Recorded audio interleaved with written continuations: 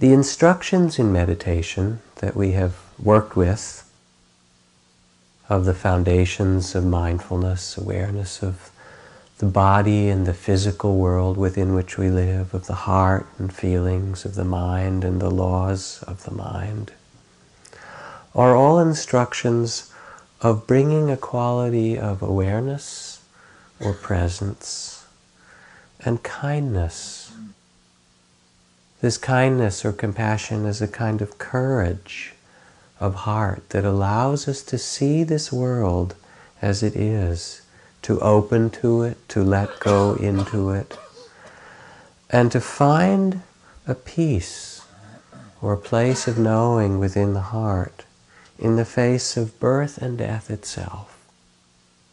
The Buddha in his teachings so often spoke of the world that we call nature, as if nature were apart from ourselves. It's really what we are. One old text, one of the oldest sayings of the Buddha, he was wandering and came across this herdsman who said, "I've boiled my rice and milked my cows, and am living together with my fellows on the banks of the Mahi River. My house is covered, the fire is kindled, therefore if thou like rain, O sky." Everything is attended to and safe.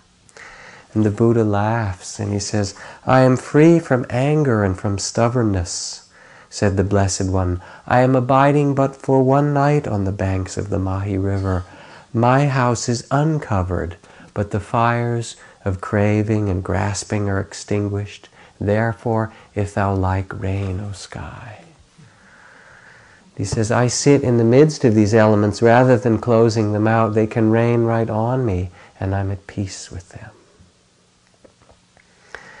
The opening of awareness, of coming to an aliveness, is to open to the reality of the change of life, of birth and aging and death and day and night and praise and blame and pleasure and pain that change all the time for us.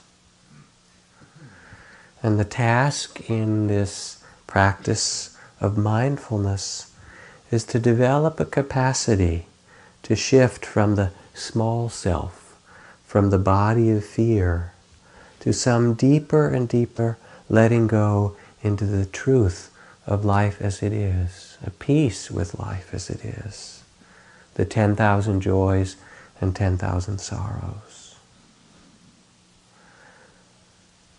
And when one is ordained as a monk or a nun in the forest monasteries where I lived, you are taken in to the depths of the forest with a group of elders to a sacred place, a ground that they've consecrated through prayers and ceremonies, and seated with the elders and given your robes and bowl, your head is shaved, you're offered the life of someone who devotes themselves to attention and truth and awareness and compassion. And then the very first meditation that's offered to you when you enter the forest as a new monk is the meditation on the direct awareness of this body and the elements that make up life. It's really a meditation on the great question, who am I? Who are we? And so one is instructed to become aware of earth, air, fire, water, of the hair of the head, of the bones of the skeleton, of the skin, of the teeth, of the eyes, of the nails, of the fluid that pumps through the body, of the blood and the heart and the tears, and begin to see that this body is nature itself, and to learn the laws of nature, to perceive it directly so that wisdom will arise. And what's important in this, because these elements, the 4 elements or 5 elements, are taught in Chinese medicine and Greek philosophy and ancient Egypt and ancient India, all over in the Native American teachings. They're not a philosophy. They're a pointing to the reality of this life, of the body, this life that we've been given. how we actually experience being alive. To meditate is an invitation to the reality of the present. In this present moment, the awareness of this present, there is no past. Past is just a thought, right? It's a memory of something. There is no future. What is the future? It's also a thought, an idea in this present moment. There is no unchanging self that's separate. There's just the play of life in this eternal present. And any moment that we get here, that we give our attention to this moment and let go of the ideas of where we're going, the thoughts of past and future, we begin to settle down and feel life pulsing through us, that life is changing and moving. The patterns of life show themselves. Now at first, it's the patterns of tension as you begin to sit. That's what one feels. The tension in the body starts to release, and tingling and pain and tightness and pinpricks and pain in the knees and the back and throbbing and shivering. And as you sit, the body energy starts to open. The sounds begin to open, the smells, the touch opens, and the layers of the heart open, the tears and longing and love and joy. And as the heart comes to rest, begin to give it space, we realize that we can live more deeply in the reality of the present and not in all the ideas of what was or will come. There comes a sense of letting go into the playfulness of the energy of life and the healing of that. So I remember asking Buddhadasa, who was a wonderful teacher in the forests of southern Thailand, died a few years ago. I said, Ajahn Buddhadasa, you know, you've been teaching Westerners for 25 years now, and I'm sure you've noticed, as I have, how many of us come to meditate with a lot of grief and wounds and trauma and unworthiness. What do you do? What's the best way to work with that? How do you meditate when someone sits and they judge themselves all the time? And he said, what I see for those who are wounded, most importantly, is to bring them into the forest, to bring them out into the world of the trees and the rocks, of the clouds and the streams, and let them live in this world of nature until they feel held by it, made of it, until they know themselves to be connected with it. And I teach them a lot of loving kindness and compassion practice as they rest in the forest, in the woods. And when they come to know that they belong on this earth, as you do, that you are a child of this earth, then they can begin to do the other meditations. It's really a listening and a trust of this life. Now, how does one experience the world of the elements, of the four elements that I'm speaking of? In the most direct way, in this body. In this fathom-long body, said the Buddha, is the whole of the world, is bondage and liberation, is sorrow and compassion. All are found here within this body and mind.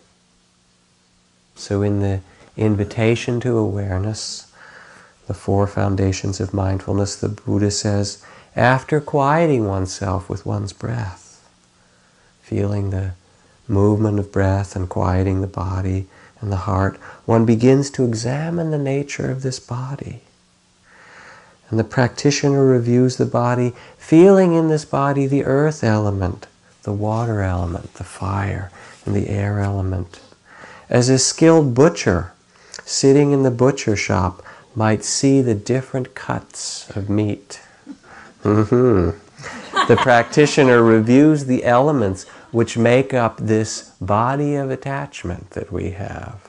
Here in this body, there's the earth element, the water, the fire, the air element, and sees it for what it is. Doesn't mince words there in that, huh? What are these elements? What is this direct experience? Earth is the element of hardness and softness that you experience directly. Air is the element associated with vibration or stillness, movement or stillness. Fire is the temperature element, cool and warm. Water is the element of cohesiveness or fluidity. And then there are the derived elements of color and odor and taste and so forth. These elements are always teaching, they're always showing us the law of nature, the Dharma, but we don't see them. Jane Hirshfield, the poet, she writes, "Even the long-beloved was once an unrecognized stranger. Each time this found world surprises, that is its nature. And then what is said by all lovers, what fools we were not to have seen." So close your eyes for a second. You don't have to move. Just close them where you are. And with your eyes closed, feel what your body experience is. And if you feel carefully, there is no solid body. Body is the word for it. What you'll feel is areas of pressure and hardness, the earth element. Temperature, coolness in certain areas, or warmth, the fire element. Fluidity, if you feel carefully, you'll feel the water rushing around your body from the heart beating. The vibration of the body, you'll feel vibrations, subtle and stronger. The breath is the air element. And if you feel there's nothing solid, there's the play of earth, air, fire, water. Take your hand and put it on the floor with your eyes closed, and tell me if you feel floor. What do you actually feel? Temperature, pressure or hardness, the earth element and fire element. Certain texture, which is part of the earth element. The stillness, that's the air element, lack of vibration, solidity. We have words like floor and body, but the direct experience is hard, soft, hot, cold, always changing. And as you pay attention now, also be aware of the space of consciousness, that space of awareness within which this play of elements arises and passes. Thank you. This is life. The stream of processes of body and mind, a constantly changing river of sounds and sights and sensations and thoughts and feelings, a fountain. And the more deeply we pay attention, the more alive and changing it becomes. The solidity of it, I am Jack Kornfield, I live at 195 Central Avenue, I pay Marin County property taxes twice a year and so forth. That whole thing is an idea, but it's not how we experience it. The solidity of myself and other, this separation is a mirage, like water on the desert. Or it's been compared to someone who sees a snake at night and then when the daylight comes realizes it was only a coiled rope. It was an illusion. Or sees forms in the clouds floating. Oh, there's a castle and there's an alligator. All is mind-made. So meditation, in one form, brings us to drop below the ideas of ourself and where we're going, and to experience the world more directly, deeply. And one way to do this is to rest in the play of the elements, to find the Tao of the elements. Remember Don Janeiro, who was Don Juan's sidekick in Castaneda's books? Don Janeiro's love is the world, says Don Juan. He was just now embracing this enormous earth, but since he's so little, All he can do is swim on it. But the earth knows that Gennaro loves it, and it bestows on him its care. And that's why Gennaro's life, wherever he goes, is filled to the brim, and his state, wherever he finds himself, will be plentiful. Only if one loves this earth with unbending passion can one release one's sadness. And a spiritual warrior is always joyful because their love is unalterable, and their beloved, the earth, embraces them and bestows upon them inconceivable gifts. So there's a wisdom in knowing what we are and learning to find our peace in it.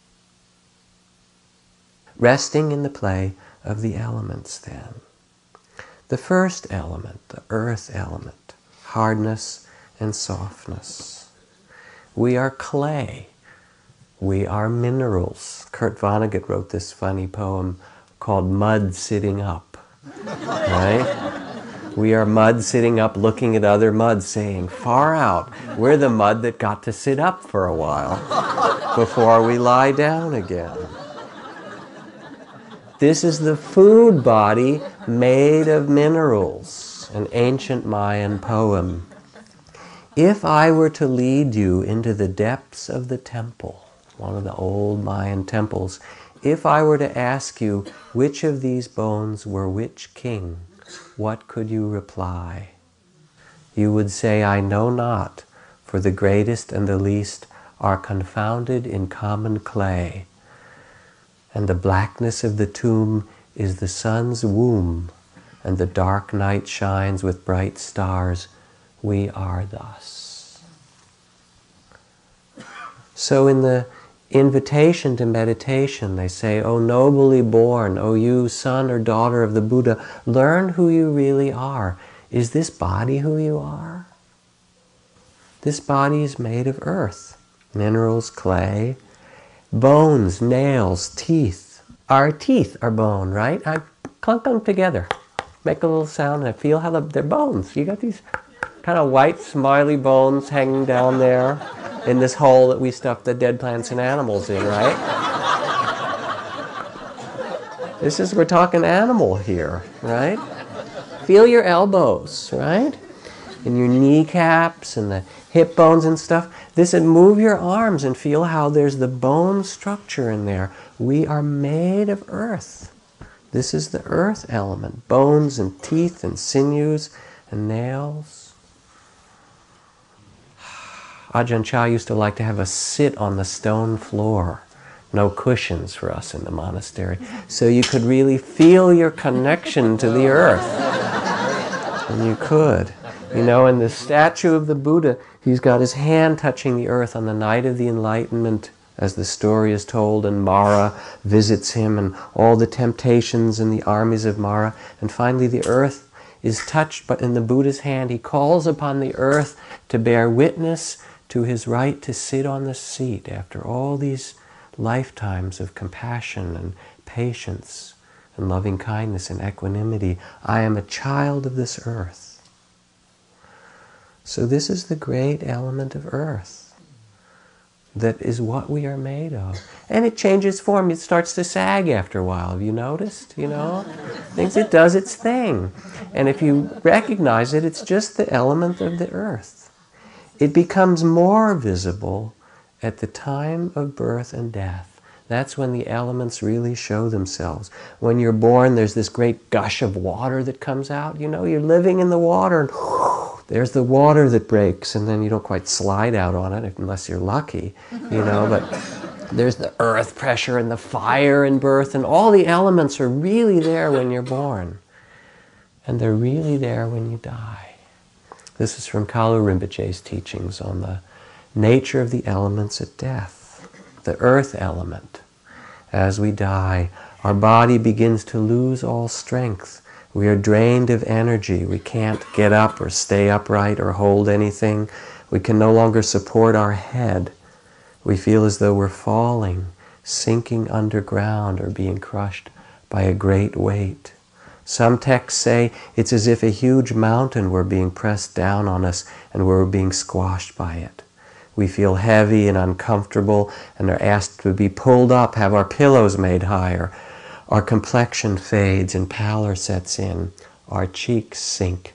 Dark stains appear on our teeth. It becomes harder to open and close our eyes. The earth element is withdrawing back to the earth. So you hear these things, and in some way they could be frightening, but in another way they're simply an illumination that we are the play of these elements. We are made of earth, clay, and breath, and we rest on our mother. The earth also is a wonderful image of forbearance. Like the goddess of the earth bearing witness to all things, the Buddha one day called his son over to him, and he said, "Let me give you teachings." His boy was only 7 years old, just had come back to join the Buddha. He said, "My son, develop a state of mind like the earth. For on the earth people throw all things clean and unclean, and yet the earth is not troubled or repelled or disgusted. In the same way, develop, my son, a mind of friendliness, and as you do, as your loving kindness grows, ill will grow less, and develop compassion, and your vexations will grow less, and develop a mind or a heart of joy, and your aversions will grow less, and of equanimity, and all sorrows will grow less. Develop a mind like the earth." So it's the teachings of trusting or resting in the elements. Trust as we sit that we can bear witness to life as it rises and passes. It's really like learning to trust our own heart. We take the seat on the earth in meditation, where we are, and sit upright halfway between heaven and earth, and open our eyes and our hearts and our minds and say, "Yes, let me see this life as it is and rest on this earth." And we discover in this a capacity of heart not to possess things, but to rest in this change. So the teaching of the earth element is to know that it rises and falls, and to find a place of peace that doesn't cling or possess, but rather can be with this changing truth. Then the fire element, letting go into the fire. We are made of fire, the element of heat and cold. We are cooled stars. Long ago, we were all flaming in some great bright star that cooled as the earth, and then we came out of the earth, right? We are sunlight, congealed in human form. And the stars are in our bones, and they heat our cells. I mean, put your hand on your brow and feel its warmth. It's like a little furnace in there, right? It is. Or keep your hand there and breathe on it. Feel the heat of your body. This is the fire element. And it comes from burning the plant and animal matter that we put in here, which all grows from the sunlight. It's the oxidation. We are all part of this fire. So as we sit, we can also experience the play of temperature in the body. Not just hot and cold, but anger and fear and loneliness all have a temperature, don't they? There's rapture that's cold, and there's heat that gets released, and there's all the Tibetan yogic practices of the Tummo yogis, where people will literally sit on the snow and wrap themselves in wet blankets. You know, it's the young guys who like to show off and see who can dry their wet blankets sitting out on the snow first with their own inner fire. But it does happen. You start to feel the energies of life more deeply within you as you meditate.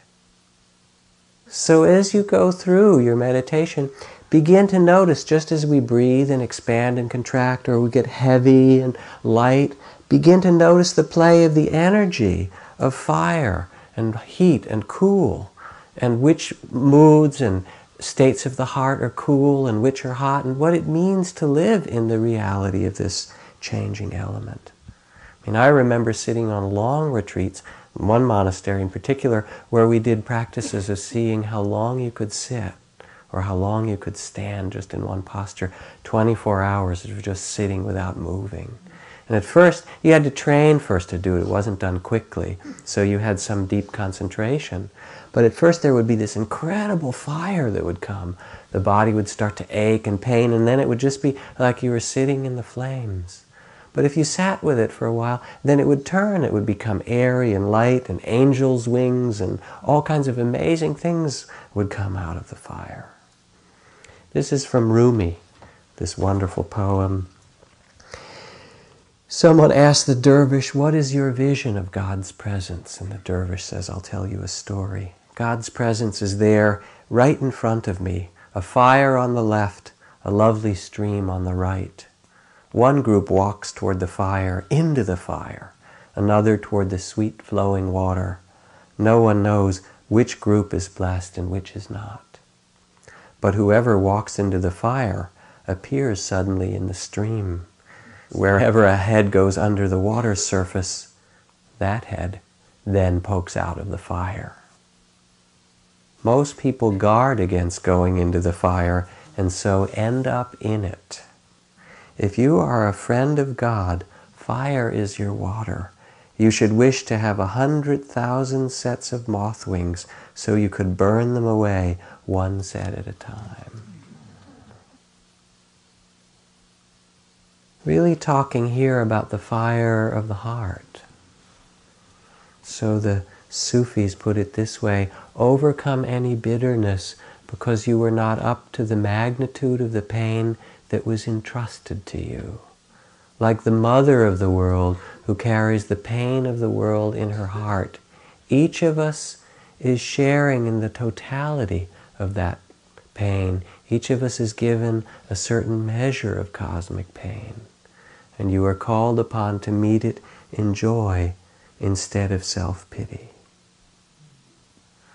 So one way one could describe practice is learning to sit in the midst of joy and sorrow and heat and cold, to sit in the middle of the fire of life and keep one's heart open with compassion and tenderness and understanding. The Buddha recommends studying fire as a route to freedom as well, to notice the fire of fear, the fire of grasping, the fire of anger and aversion, and in that place to learn how to let go, to soften the heart, to release. So there's this famous text called the Fire Sermon, where the Blessed One was sitting with a company of 1,000 monks and said to them, "My friends, everything is burning. The eye is burning, the ear is burning, the nose, the tongue, the body, the mind are burning with all contacts with the world. And with what fire are they burning? They're burning with the fires of greed. When you feel greed, you know it's a fire. They're burning with the fires of hatred. They're burning with the fires of ignorance and delusion, burning with the fires of grasping, of dejection, of despair and fear. Pay attention to these fires," he instructs. The fires of grasping at the eye, the ear, the nose, the tongue, the body, the mind, of anger and aversion, pleasant or unpleasant. Pay attention to them and become weary of your grasping, weary of your struggles, so that you may become free and realize this freedom in this very life.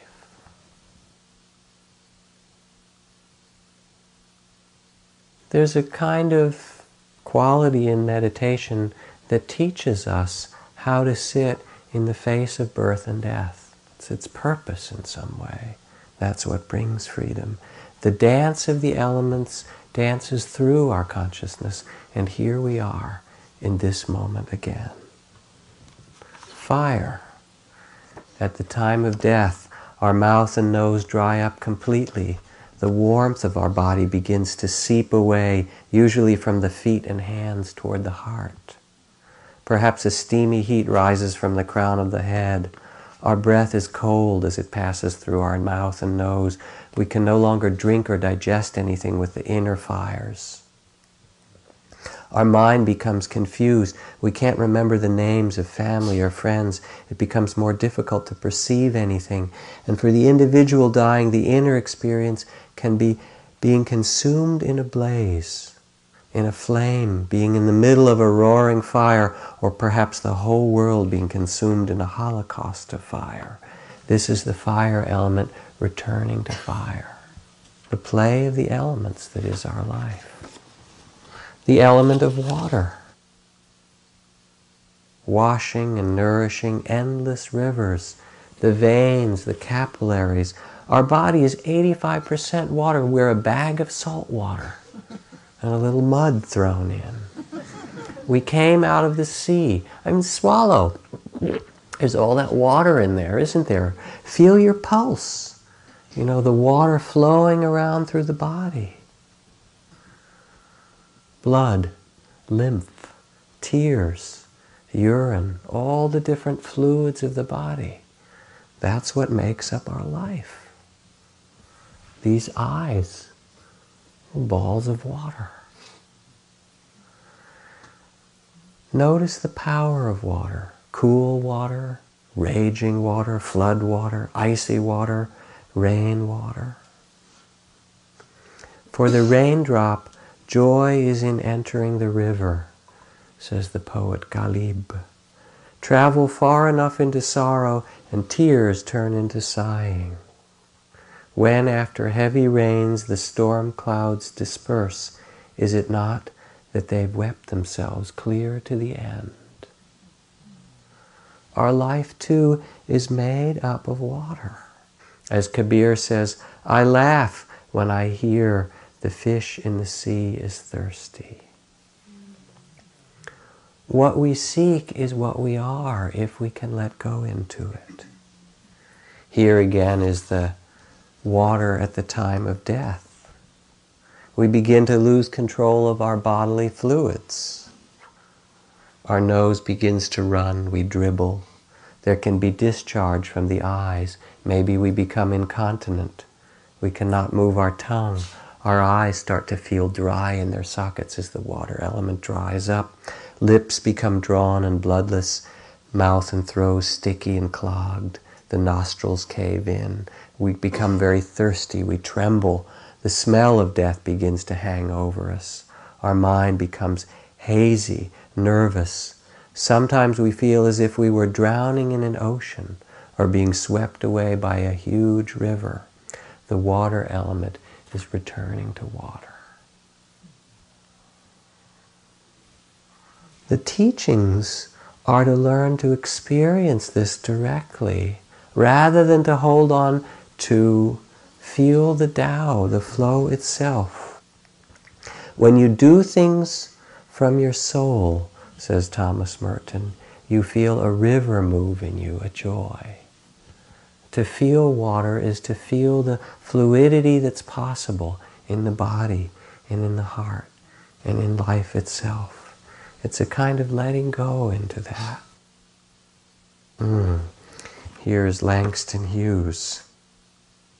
I have known rivers, ancient as the world, older than the flow of human blood. My soul has grown deep like rivers. I bathed in the Euphrates when dawns were young, and built my hut near the Congo, and looked upon the Nile and raised the pyramids above it.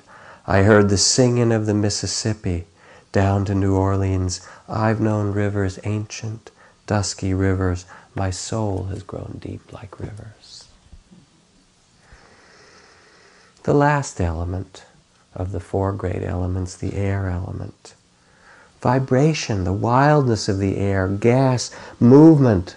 Oh, air that comes in our breath and kisses our cells awake. Feel it.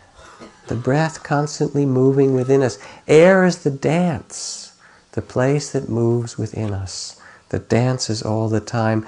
Blessed be with the wind. Without wind, most of earth would be uninhabitable.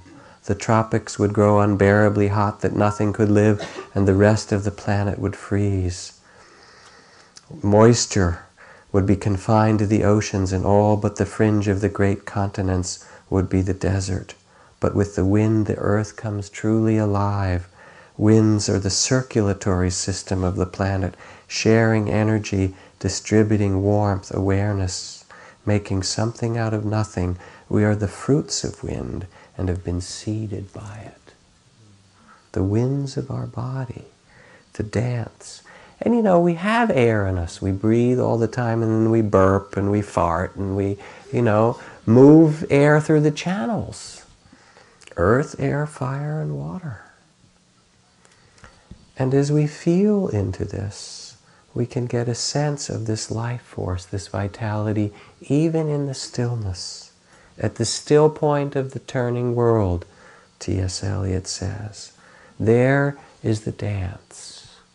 And to meditate is some way to find that place of the still point and allow the life force to move around and through us. The air element is the element that allows us vibration, movement, fluidity. Here's the air element at death. It becomes harder and harder to breathe. The air seems to be escaping through our throat. We begin to rasp and pant. Our in-breaths short and labored, out-breaths longer. Our eyes roll upward. We become unaware of the outside world. Everything becomes a blur. Our last feelings of contact with the environment are slipping away. We have visions and forms appear before us in the air. And depending what kind of lives we've led, we may experience blissful or frightening visions. But the internal experience is of a great wind sweeping away the whole world, including the dying person. A maelstrom of wind consuming the universe. This is the wind, the air element returning to air. We are not separate from these. Our life is these: earth, air, fire, and water. Now sometimes it is also included the element of space. Sometimes this is the last element. And sometimes mind is spoken of that way. In its true state, says one text, mind is clear, vacuous, without duality, transparent, containing all things yet not limited by them, colorless, timeless. One's mind is as vacuous and clear as the sky. This is a Tibetan text on the nature of mind. The essence is about freedom itself, about finding a grace and an opening to who we really are, to the truth of life, of birth and death, in the face of all the changing things of this world. And so we find a spaciousness in the midst of hot and cold, and earth and air, and fire and water. That space that's between breaths and between thoughts. That space in this moment of stillness. That space where the day that you just passed through with its difficulties and its beauty disappeared back to. The space of openness, the resting place of all Buddhas, including yourself. And then our activity comes out of that openness, living, as the Buddha said, like a bee, nourishing the essence of flowers, taking their honey and fragrance without harming a single thing. The idea in practice is not to go somewhere else, some transcendent state. Somebody asked Joanna Macy, is the purpose of this practice to get out of the wheel of life and death, or birth and death? And she said, get off the wheel. How could I get off the wheel? I am the wheel. The idea isn't to get off something to some transcendent place, but to open to the play of the elements and rest in that place of knowing in the heart, of compassion and presence that's there before and after things arise and pass away, that which is deathless, the unborn, the place of knowing, There's a kind of blessing that comes when we inhabit this life, because any place else creates more sorrow. If you don't listen to your body, if you don't attend to the environment around you, if we don't feel these elements that are our life with respect, all kinds of suffering results. And when we can be here and open with heart and body and mind, freedom comes, riches of life come. It's true, in certain ways you feel the troubles more deeply. But it's the only thing really worth doing, because otherwise you're just lost in fantasy and memory. This is an invitation to be alive. And from this aliveness comes many blessings. So I end with a poem of blessings, the elements. There is nowhere else but this eternal present, says the Buddha, to find liberation and ease and compassion. Open to it with awareness, and you will find your Buddha nature.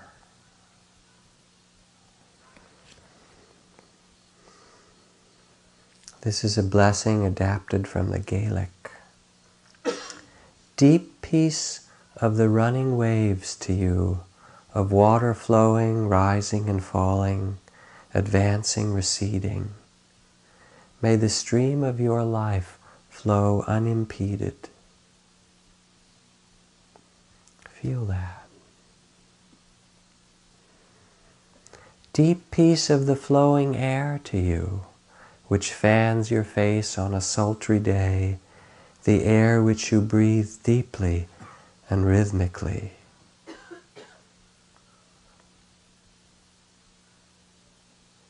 Deep peace of the quiet earth to you, who, herself unmoving, harbors the movements and the life of the 10,000 creatures. Deep peace of the quiet earth to you.